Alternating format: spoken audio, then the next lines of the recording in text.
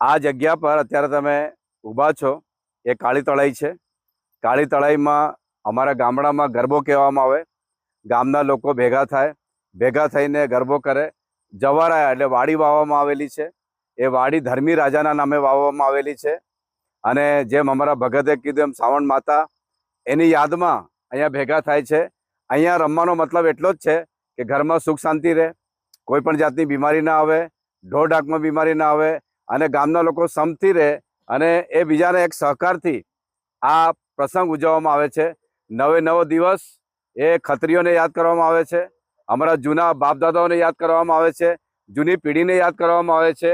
તે એની યાદમાં આ બધું ચાલે છે અને એના માટે ગામના લોકો આ ભગત એમને બધાને અહીંયા તેડી લાવે છે અને એમ કહીને નાચગાન કરીને એ ધર્મી રાજાને એટલે કે ભગવાનને ખુશ કરે છે।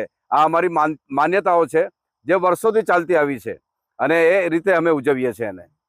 અમો અમારી પરંપરા પહેલેથી અમારા ગયડાના ગયડા કરતા ગયા અને એનાની પાછળની પીઢી બી કરી જાય ને એમને કોળની કોળ અમો વારસથી વારી પીઢગતિથી પીઢગતિ અમો કરી રહ્યા। અમારી ખેડાની સાવંડા માતા અને અમારા ધર્મી રાજાના અમો આ વાડીએ વાવીએ છીએ અને લીલા બગીચા કરીએ છીએ અને ગરબા પણ રમીએ છીએ અને રમાડીએ છીએ અને ખૂબ આનંદ મજાથી કરીએ અને રમાડીએ છીએ।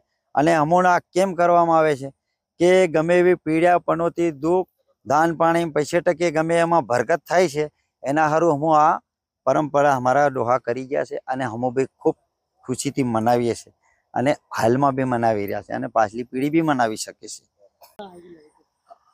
અમે આ વાડી વાવીએ છીએ। અમારે આદિવાસીની પરંપરાથી ઠેઠથી અગાડી પેઢીથી પેઢી કરતા આવ્યા છે અને અમે પણ કરી રહ્યા છે। ધર્મી રાજાની વાડી કહેવાય અને સાવન માળી અમારી ખેડાની ખત્રીજ કહેવાય છે, ખેડાની સાવન માળા કહેવાય છે। એનો ગરબો માંડીએ છીએ।